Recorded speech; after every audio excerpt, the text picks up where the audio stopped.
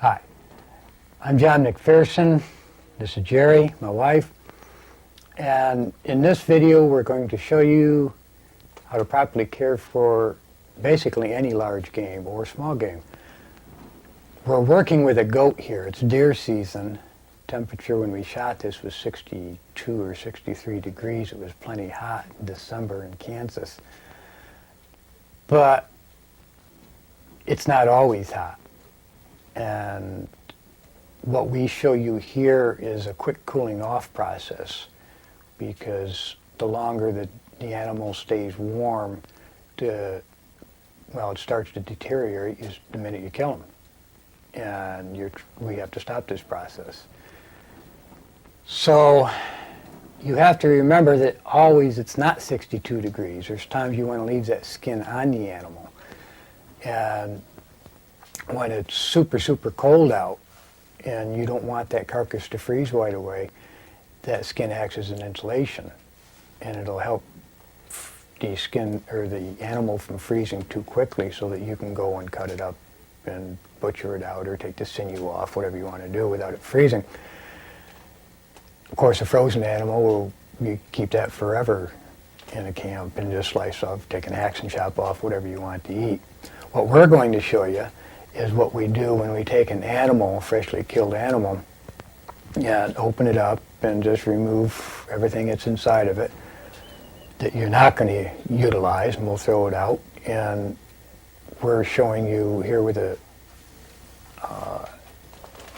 just a simple knife. We use 2 knives in this video. How to field dress the animal, how to skin it, remove the sinew for different purposes if you are into any primitive aspects, and how to just with a knife cut this animal up. We're not butchers, we don't pretend to be.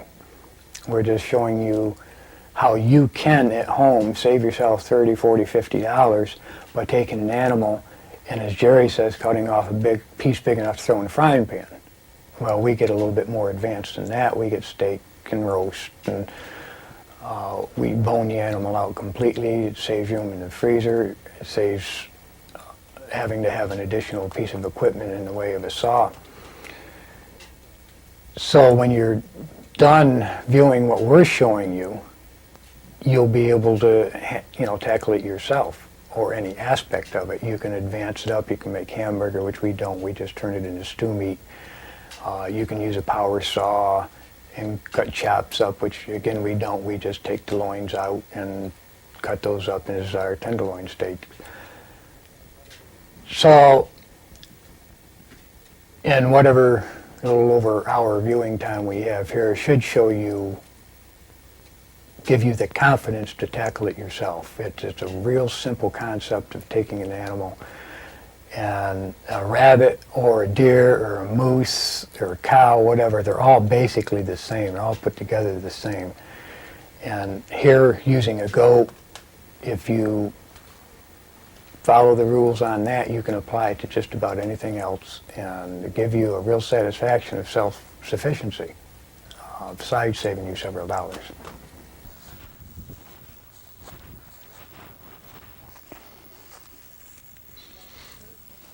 Hi, I'm John McPherson, and we've got a game down. No matter how you got it, whether it was with bow or rifle or muzzleloader, once you get large game down, you've got to do something with it in a hurry. Today our temperature's running right at 55 degrees, so if we don't do something real quick, we're going to have spoiled meat. You have to remember, from the minute that animal dies, he starts to rot. And if you leave its insides in for very long and its skin on for too long, you might just as well pick up a roadkill that's been laying there for 3 or 4 days, because it's going to taste the same. So what we're going to do is take this animal. In this case, we're working with a goat because we don't have a handy deer. And what we're going to do is remove its entire insides. And we're going to split it open from one end all the way up to the other. And we're going to remove its insides. And it's just a clean and simple job. But many, many people don't know how to do this, and because of that, a lot of game meat is ruined. So, You need to prop your animal so the belly side is up. And it is best if when you do that, that its hind end is higher than the lower, so that when you make your incision on its anus, that his intestines are pushed forward and don't get in the way of your knife, and you have less chance of cutting into its intestines. So what we're going to do is real quick like show you our major cuts.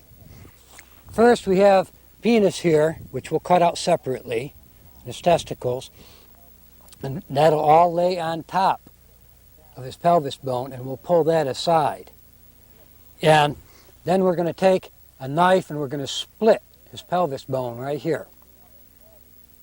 And from there, we can start opening up his cavity straight up through until we hit his breastplate. And when we do that, we'll take a larger knife and we'll rip right through that. And this would, if it was an elk or a much larger animal, you may need a meat cleaver or an axe, but on deer, you don't need anything larger than just a nice hunting knife. And then we're going to continue right up to its throat. And we're going to remove a windpipe, and we're just going to grab a hold of it, and we're going to pull it all the way out.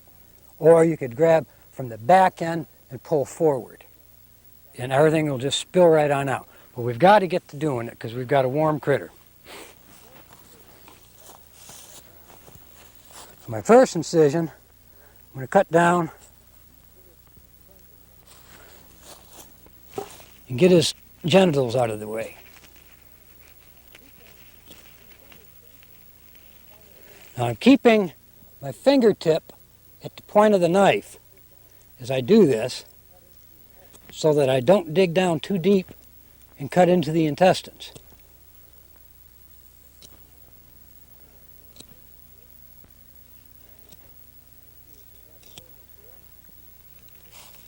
Now we see what we have a hold of here.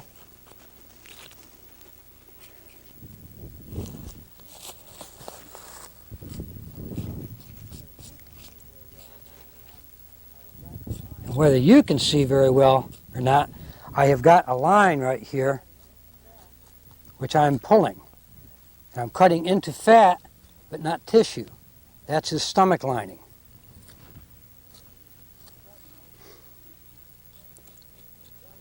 A sharp knife works great.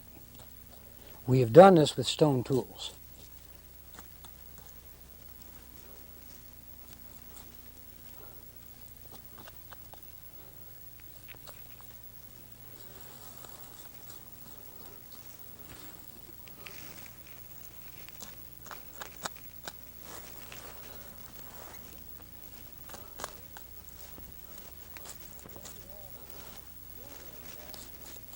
Okay, what we have is his urinary tract in my hand. Cut all the way back. It goes back in through his anus. It's out of our way now. There's no danger of cutting that open. Now what we have here is a pelvis bone. We're going to split this. And all we need to do with that is tap a knife down in here, and by forcing this at the same time, this pelvic bone will split wide open. And we've got some connective tissue holding the stomach together right here that you'll want to cut into, because that will help prevent your bone from splitting open. Well, I'm going to try to carefully cut down to that bone and around it so that you can see it and see exactly what it is that we're trying to split. There's a raised ridge right along the center of that pelvic bone.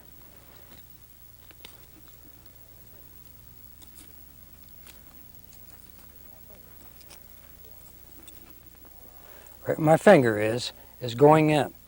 The pelvic bone lies, get some of this meat out of the way here.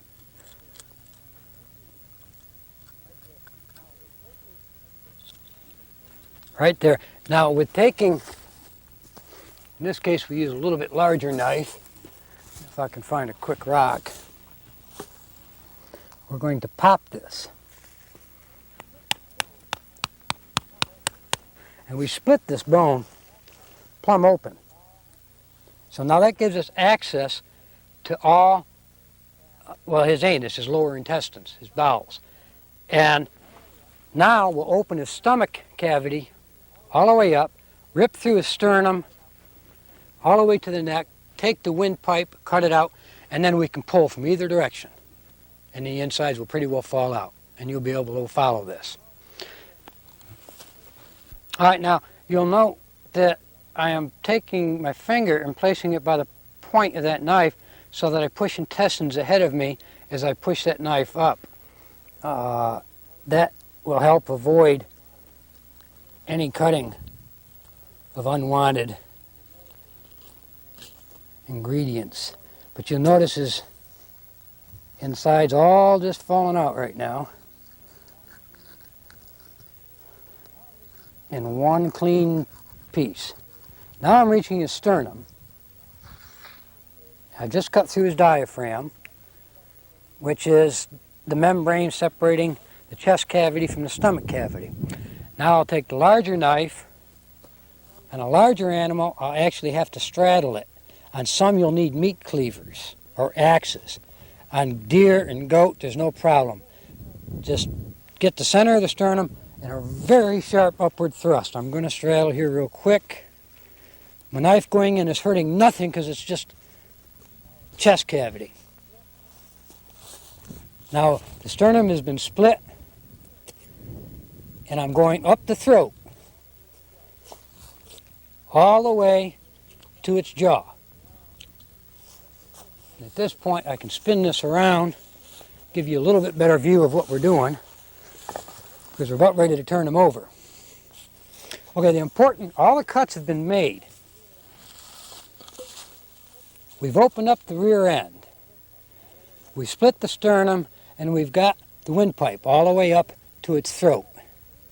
Now, what it's going to take is a little cutting of the membranes that hold the windpipe and some of the intestines on the inside together as we pull it down. Now, I want to mention here also, we could be coming from the other direction. We could grab a hold, we could split open this rear end and take our knife and clean around it, which we'll do when we finish up, and grab and pull back the opposite way. Many people do. This is just the way I have been doing it for years. Now it takes a knife in here to cut around a little bit.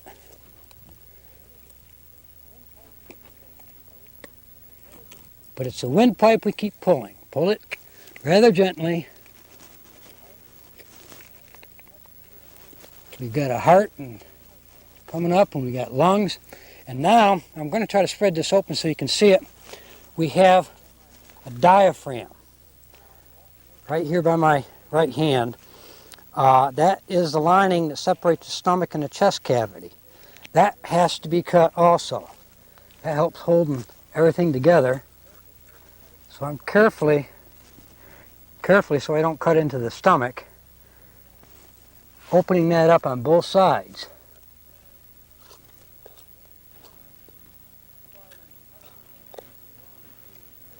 That's why when you heart or lung shoot an animal, all the blood stays in the forward section. And you have a very, very clean animal when you're done. And after we get this cleaned out, we'll take a bucket of water and rinse this and clean it. Now I can see just what you can't, but I am following the backbone, pulling the windpipe. Everything is pulling loose. Now I'm going to slant this uphill. Normally I would do it downhill, but we'll back it with that log so that the intestines fall out this way. But you can see in there It's just attached along the backbone. And by taking this knife, or a smaller knife, makes no difference. You can use a pocket knife to dress out an animal. You just make slight cuts as you go. We got more diaphragm down here that needs cutting.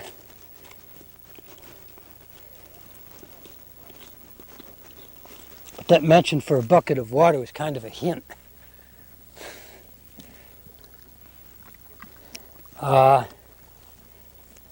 This is stomach full. He didn't die hungry, that's for sure. Cutting diaphragm tissue out. Now right here, we're just pulling by hand. All right, we got more membrane in there.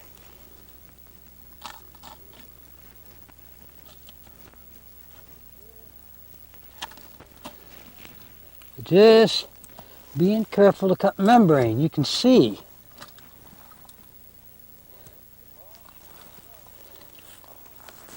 that all of the guts are just falling out in front of you.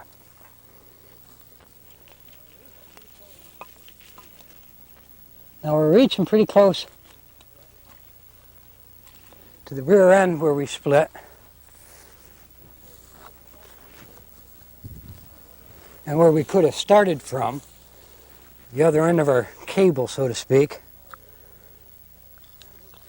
I'm going to take my knife, I'm going to move it first to make sure that you can see what I'm getting into.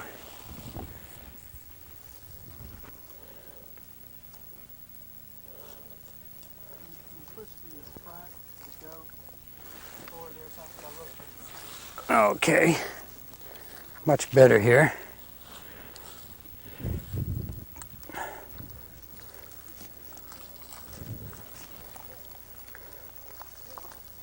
It's just a pulling. Now we've split, we're right at that pelvis that we've split. And say, some people, to avoid splitting that pelvis, use a long, like a fillet blade on a knife, and reach in and cut around that instead of splitting that bone. Just so much easier for me to split that bone.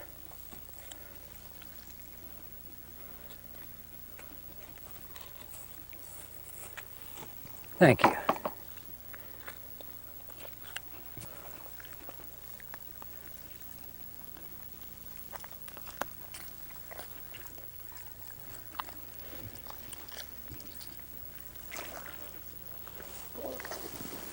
That's this pile of intestines. I've got one little piece here I missed, which I'm going to get just by reaching down here now.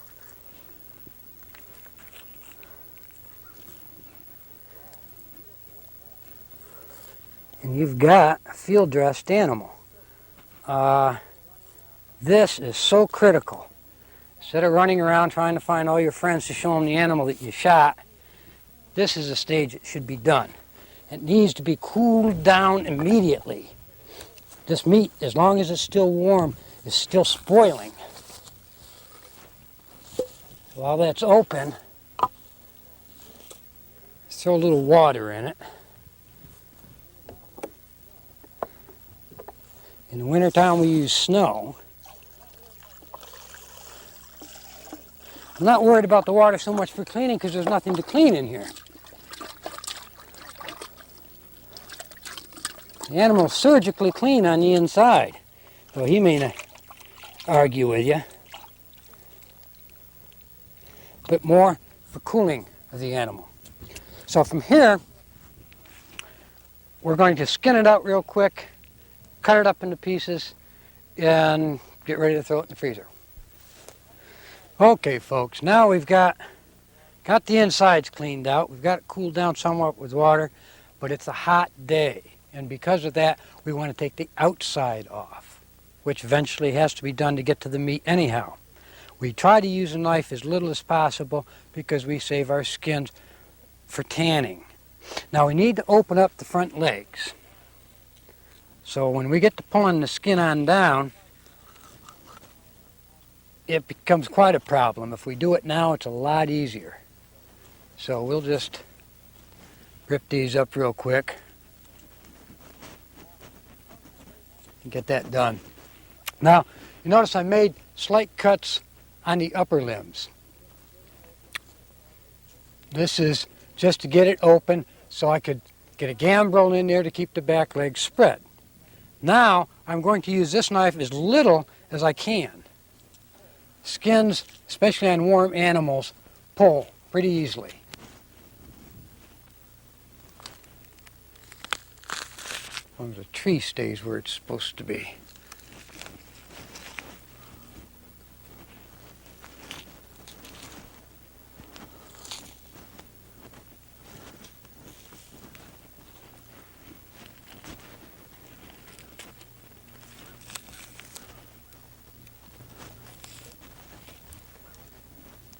This old goat's as tough as his hide is.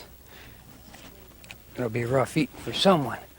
Now going around the rear end,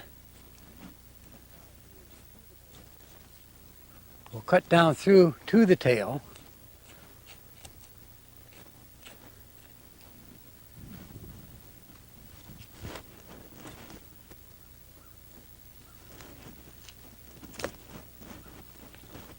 Yep.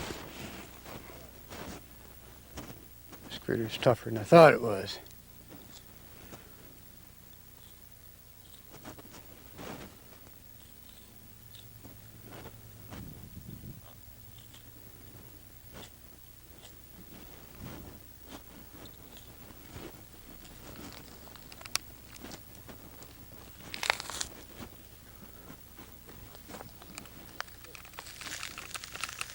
We have a tough critter. We're going to use a knife on him quite a ways.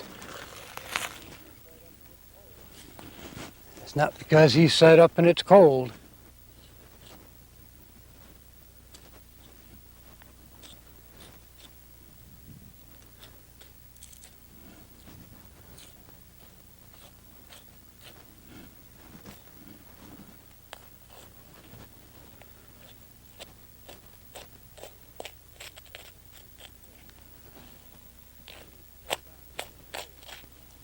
Okay, we need to cut down into the tail.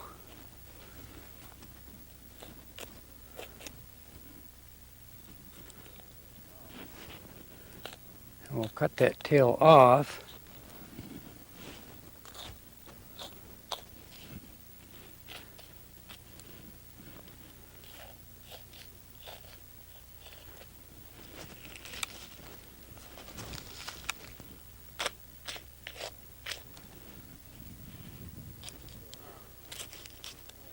I just cut the tail off in one motion right there. There's a piece of cartilage there. When you find it, it just goes right through it.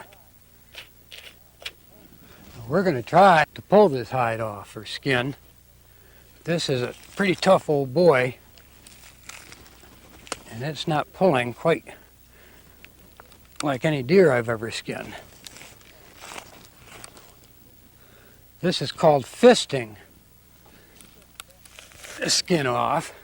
Getting your fist back down inside and pulling with your other hand.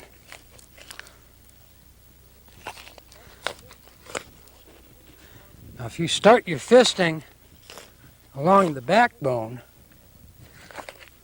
and then push it out towards the flanks, you leave more meat on the animal.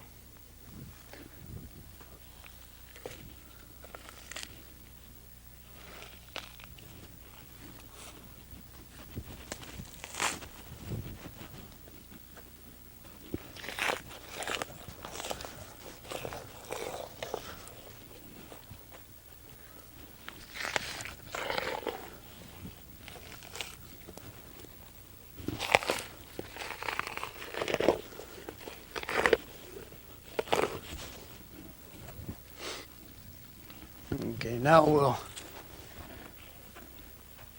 just cut along the flanks here.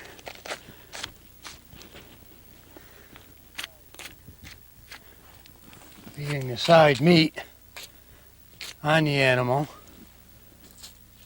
Make a little bit of stew meat.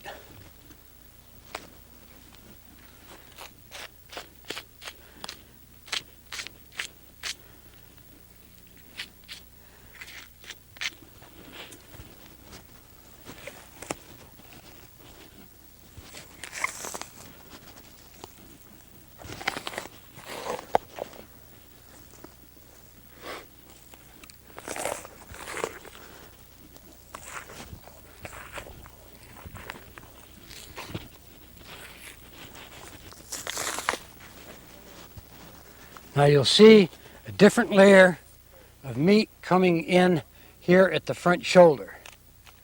One time you may need to use a knife.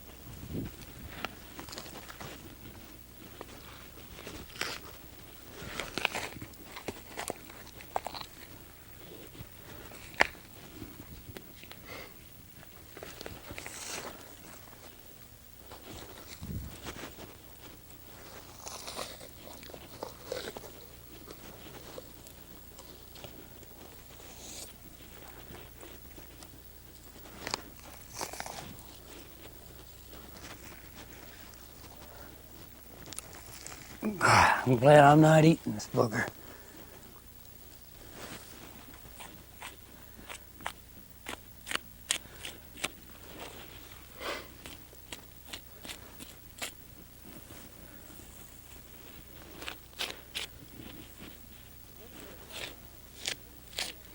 As you get into a neck on most critters, you sometimes get to a need of having to cut. But I've never had anything as tough as this. Of course, I've never skinned an elephant either.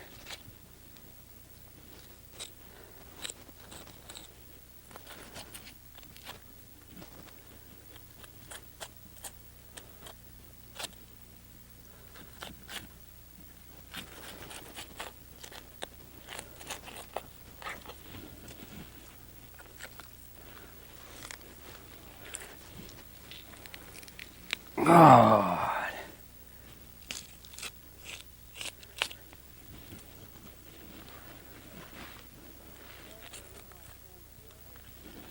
Jerry, you can come on camera here and hold this foot for me.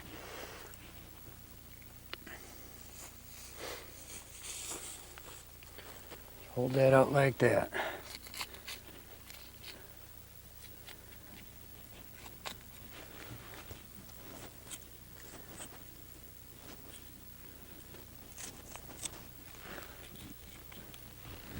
The other one here, please.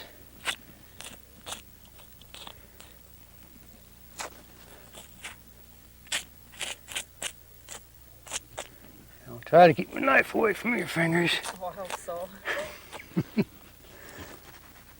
Boy, I've never skinned a critter this tough.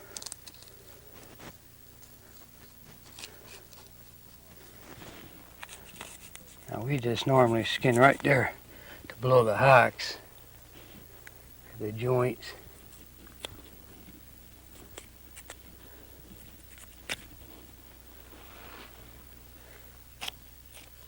Oh.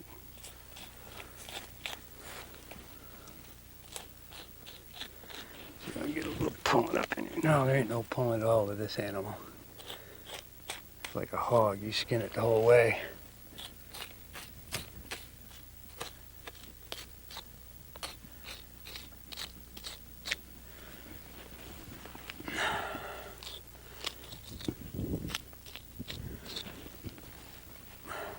Spin.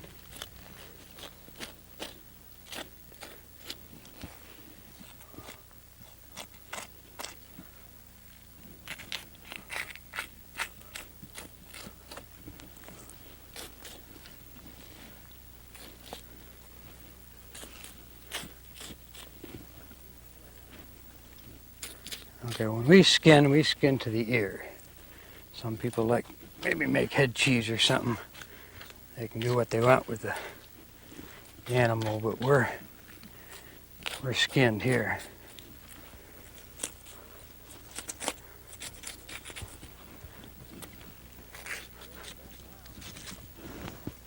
So what we've got now is an animal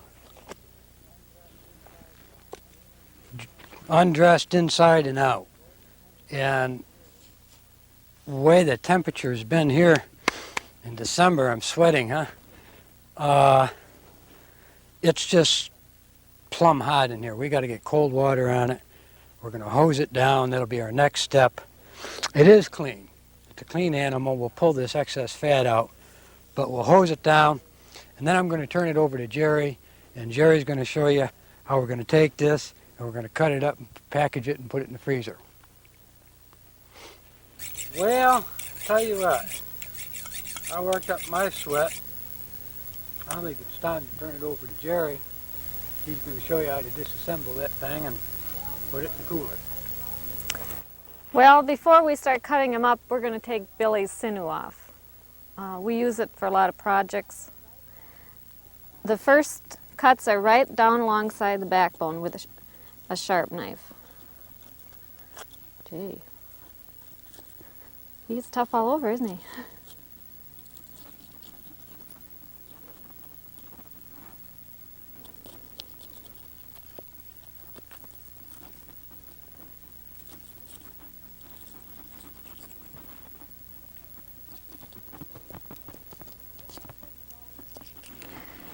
And then we take a dull knife, which is real important. If you use a sharp knife for the rest of this, you're going to cut the sinew. You want to separate this outer layer of fat and membrane.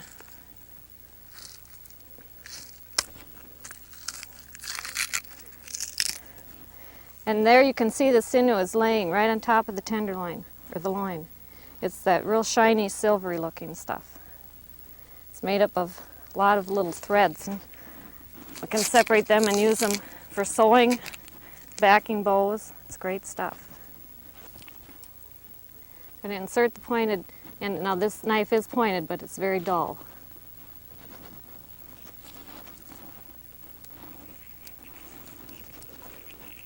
You might want to step back and let the camera see exactly where the knife is at. Okay.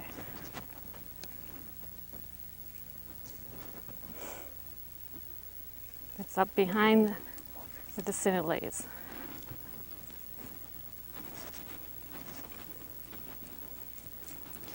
I can see why we haven't done goats before. Oh,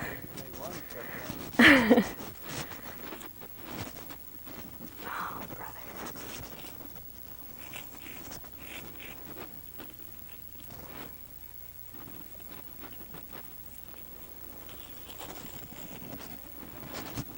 Now as it goes into the shoulder blade here, you can see there's a layer of meat lays on top. You can kind of scrape the top of that. Hold still, okay. And then you can run your finger down, separate that.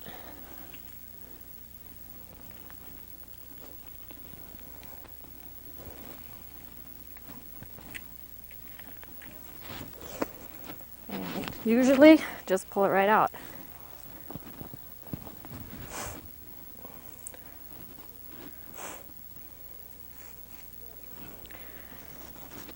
When we get it in the house, we'll lay it out on a flat surface and scrape it clean again to get all the fats and flesh off of it.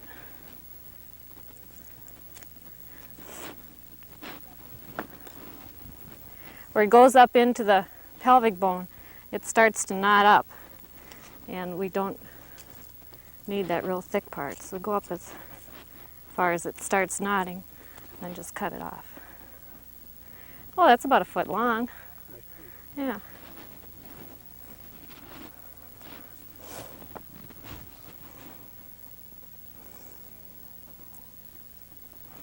The other side's a little backwards getting going. Unless you're left-handed, then it's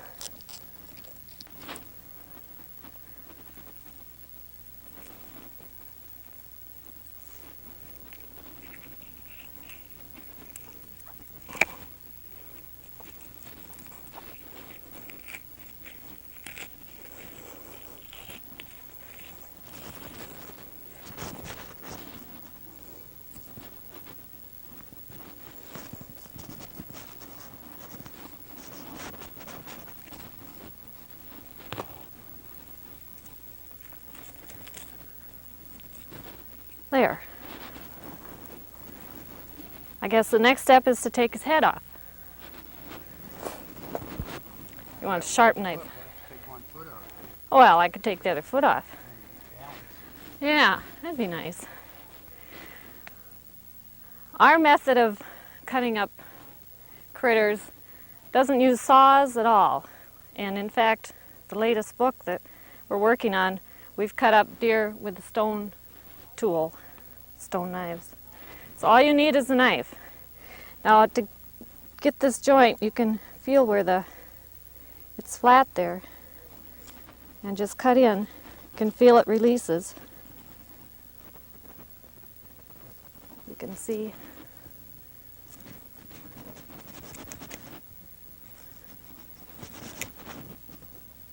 How that joint is coming apart there. Come around on the back side and cut those cords.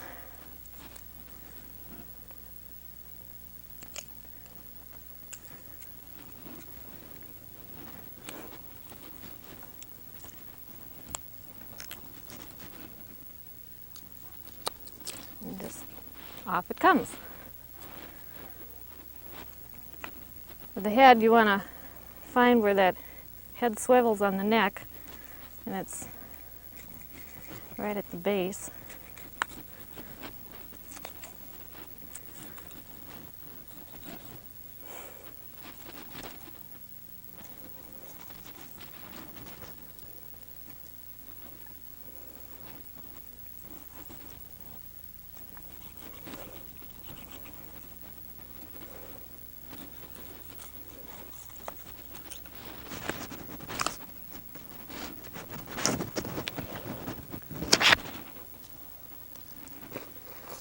Thank you. Kind of like The Exorcist, you know, twist your head around. That took care of that. Now we're gonna. Explain what your major portions are here, Jerry. So Okay. folks understand what we're working on. This is the forearm, shoulder. Then of course you have the neck. Rib cage is through here, flank. And this is the hindquarters. You'll end up with round steaks or roasts out of here. Probably on a deer, I'd probably make a roast out of this part. With goat, maybe you'd use it for stew meat. All the trimmings can be used for stew meat. The most tender meat on any critter is the tenderloin. It's the loin inside. And the next best is this loin that lays on the long side of the backbone. And we'll take those out separate. If you're going to a butcher shop, they'd probably saw across these bones. This would be pork chops or belly chops. Use a smaller knife, I think.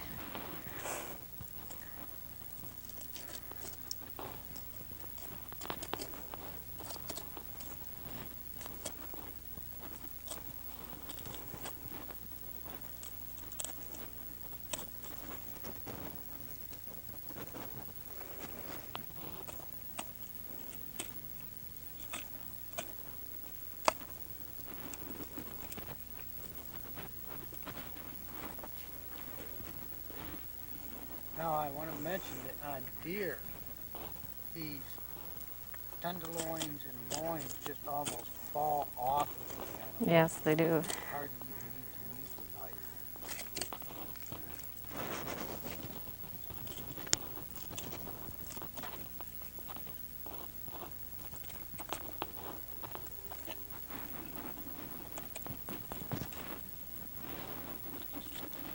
There's the tenderloins.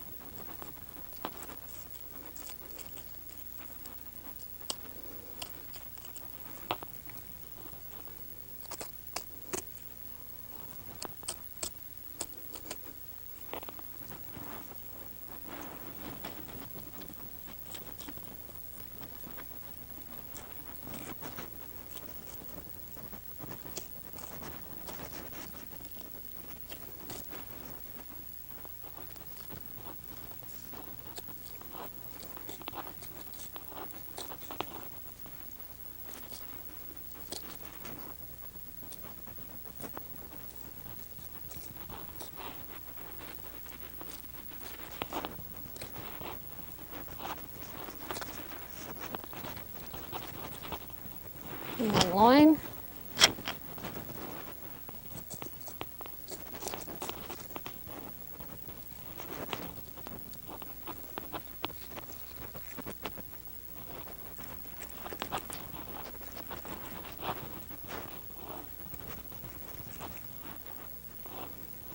Yeah, normally this is just a separate piece of meat that you can work your fingers in underneath and just about pull right out.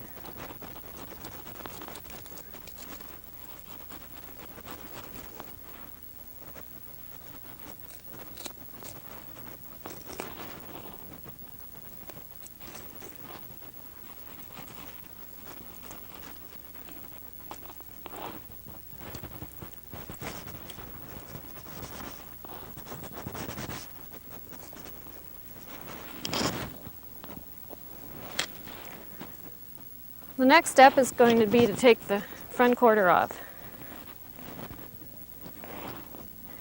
It's amazing, the only thing holding this whole thing on is muscle.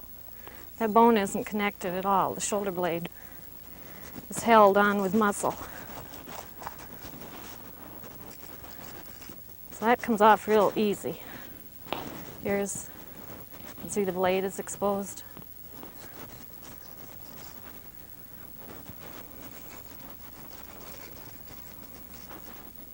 That's real simple.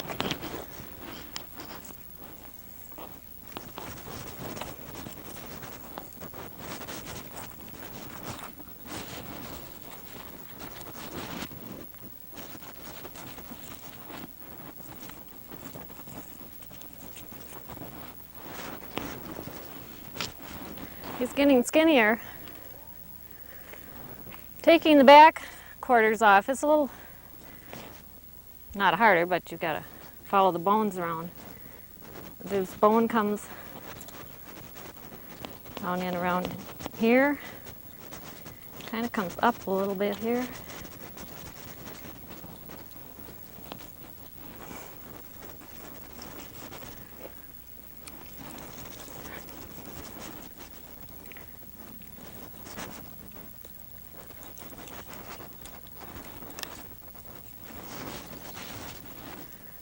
Okay, you can see you can see where it moves in there. There's a socket.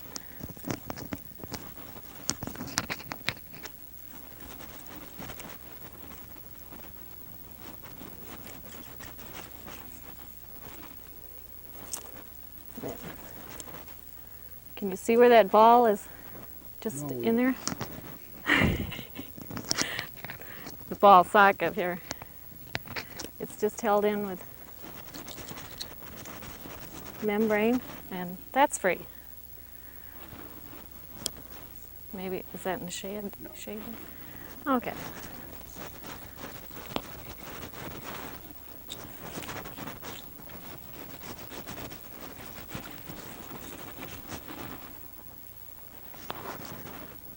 There's that ball socket again, and it just comes right out of there.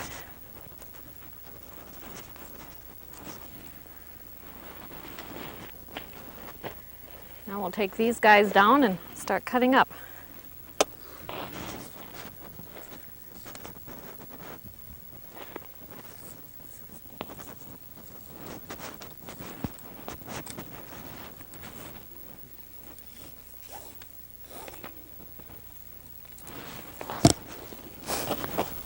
Now here's your pile of meat.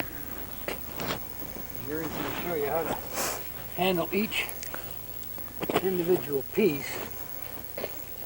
We have 2 forequarters, 2 hindquarters, the main part, which is mostly neck and ribs, and our loins. And Geri will do 1 each of the loins in the front and rear shoulders, and show you how to rip apart the in-between. Mm-hmm. This over here. My whole philosophy on cutting up meat is to get it in a small enough piece to fit in the pan and take the bones out.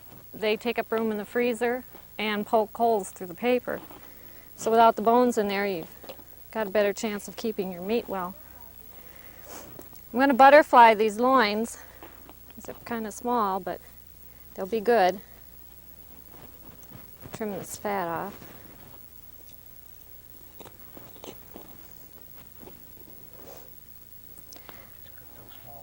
Just cook them whole? Well, then I'll butterfly these. Now the side on a large loin, this one probably wouldn't make any difference. The side that's to the outside of, next to the skin on the animal, it's usually flatter, so you can get a nicer butterfly by laying that down. Then you'll cut twice as thick as you want your butterfly steaks to be. So we'll just cut this about like that.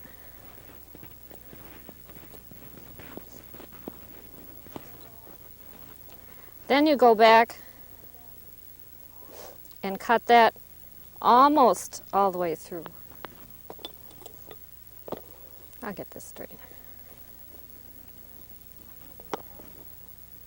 Then you'll be folding that backwards. Can you see how that fastens together? You've almost cut all the way through.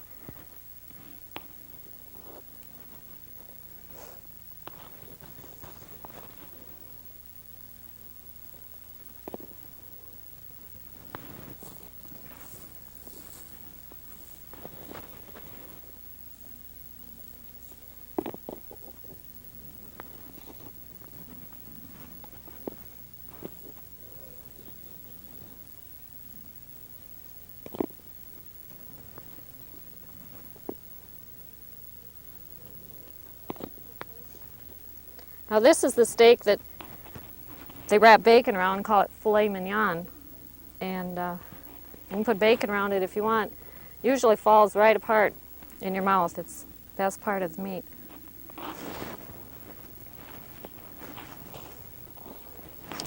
Now we'll go on to the front shoulder.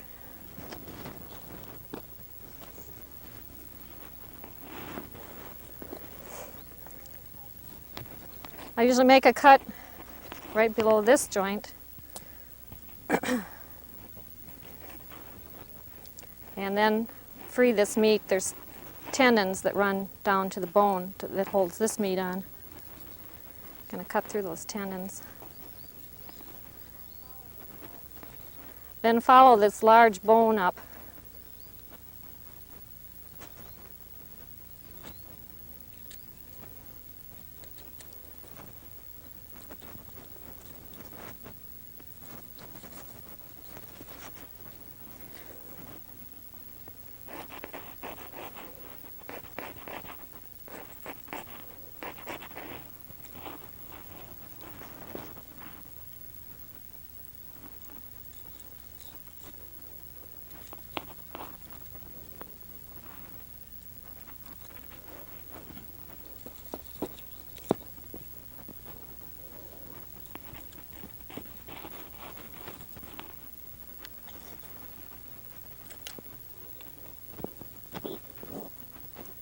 Okay, there's the meat off the forearm.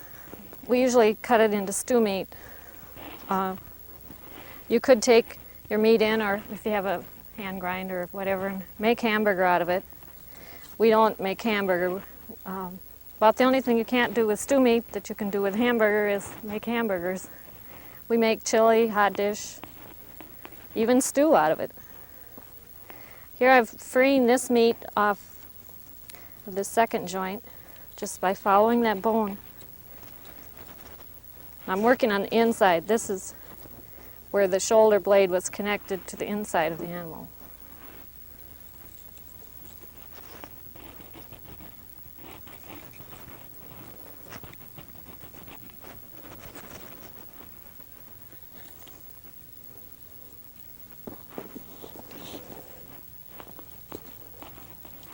We'll trim this fat away, I think.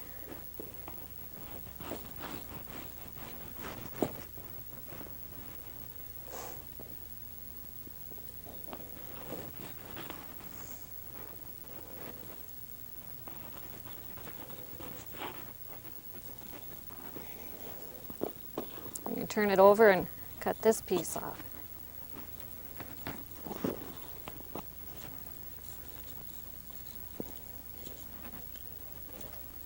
Now this piece I would roll and use for roast, shoulder roast.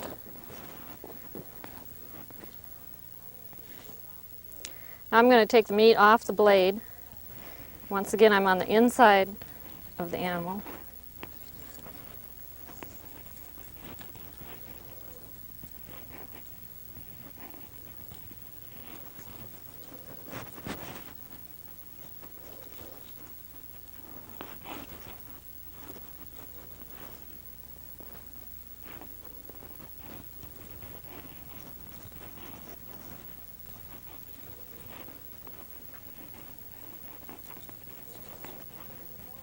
Basically, if you find a bone and follow it with your knife, it's going to come apart.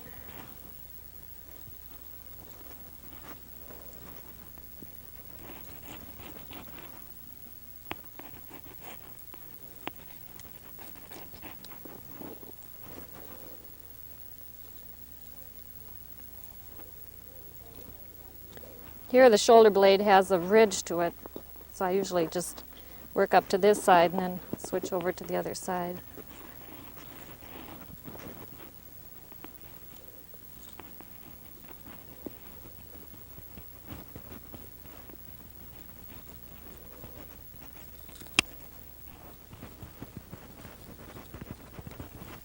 So working the meat free from the other side of the blade, I'll come over to that same ridge.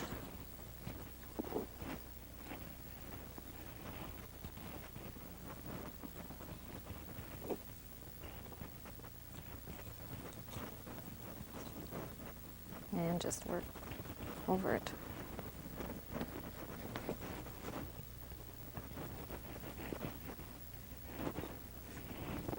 And this is a roast also, a shoulder roast, and rolled up. Makes good eating. Now, this bone you could still keep for soup bones if you like, boil them up. I'll set this aside and work on the hind quarter.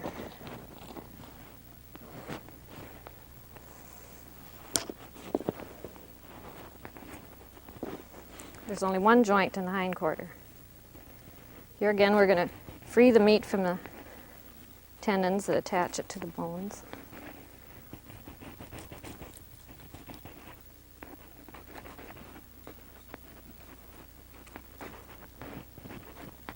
There's hardly any meat on this side of the bone, so it's easy to follow.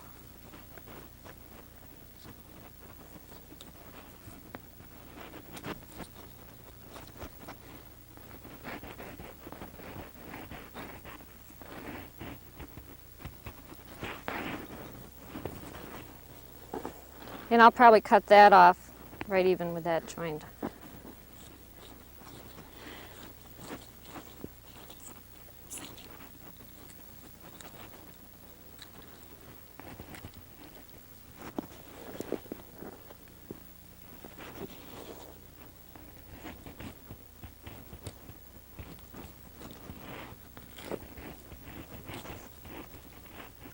Here's another nice little roast. Tendon out of there.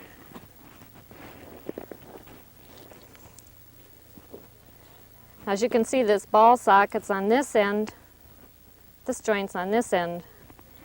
All I have to do is know that there's a bone between, cut down to it.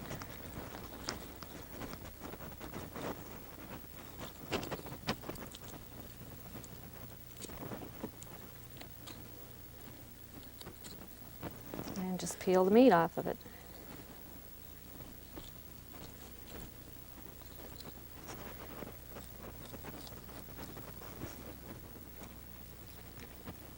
Now, if you go to a store and take it to a butcher, here's where he uses his saw, cuts right through it, and you have your round steak with it with a piece Yes. of bone in the middle. What we're doing here is just getting rid of the bone. So it's still round steak, you just don't get that little ring for your finger. This joint comes up here, so you want to cut down over that.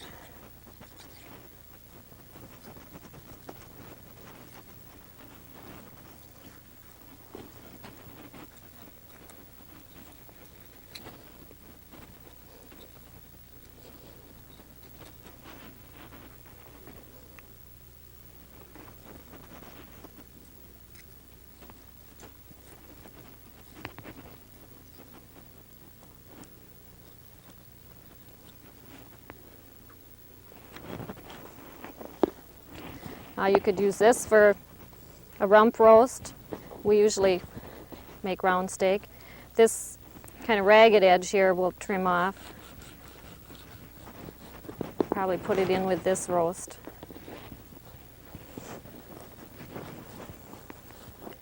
Where it's naturally split there, on a larger animal, you could cut it there and cut your steaks. This is pretty small. I think we'll just utilize the whole thing.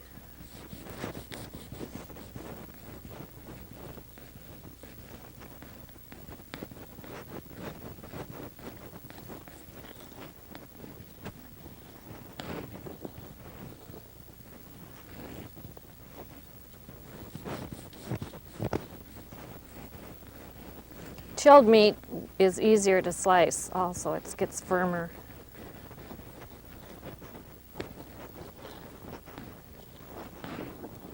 This is about as fresh as it gets.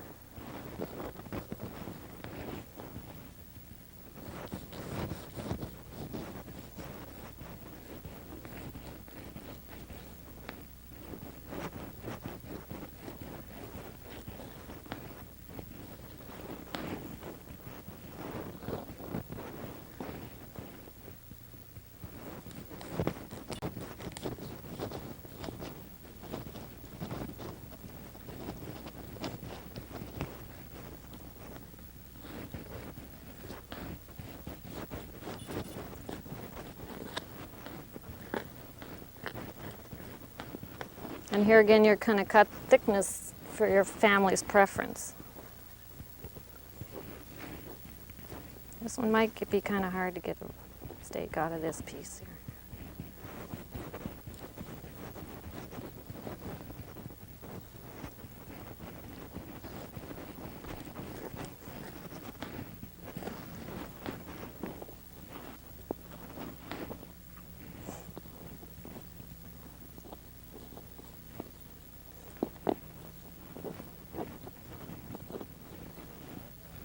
Now with any of these rolled roasts, if you have some pure cotton string, you can get them nice and firmly together and tie them. You want something that's going to withstand the oven temperature, so you wouldn't use any of the nylon strings they have. That just holds the meat together while it's cooking. I don't usually do that and don't seem to have any problem with it. It just makes it look a little more finished. We're going to work on the carcass now. Get some room here.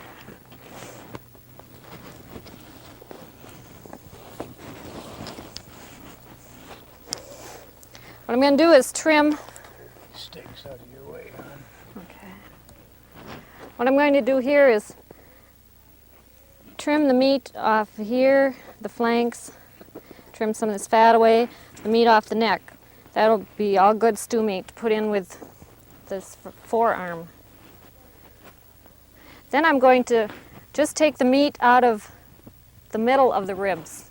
So I debone the ribs too.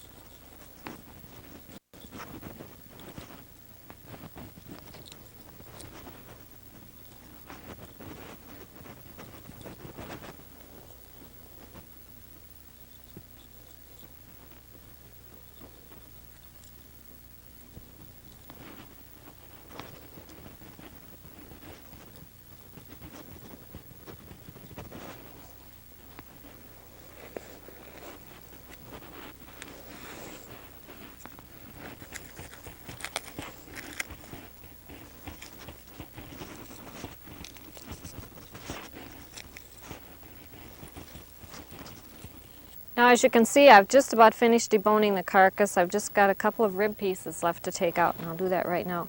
Just insert the knife down alongside a bone.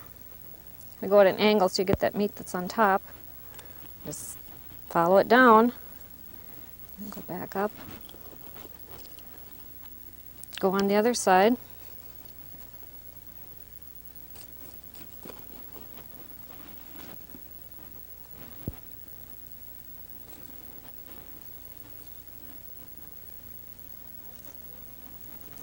Now I cook this just like barbecued ribs, and it gets real tender, no bones.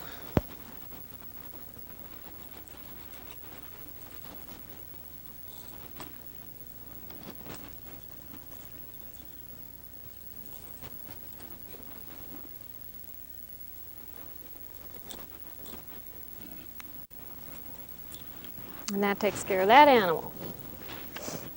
Now you can see this is the meat that came off the carcass. This pile here you'd cut into stew meat or grind it for hamburger, whatever you choose. These rib pieces, like I said, cook just like barbecued ribs. Right here we have the loins and the tenderloins all cut up. Next are the front shoulders and the forelegs with the roasts. And finally we have the hindquarters cut into steaks and roasts, and the sinew. And 3 hours ago this critter was running around, and now he's going to get wrapped up and froze.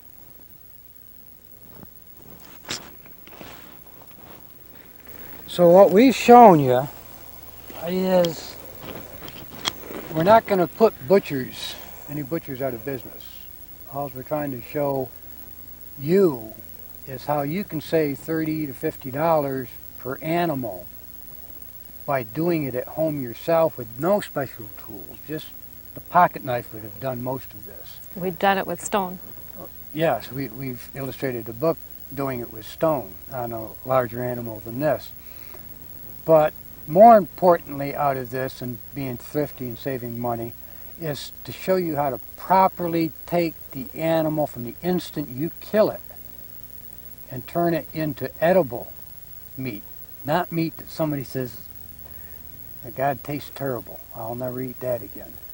That's just generally due to improper field care. The sooner you cool that animal off, remove its insides, and take that skin off the outside, then the meat is going to be in good shape.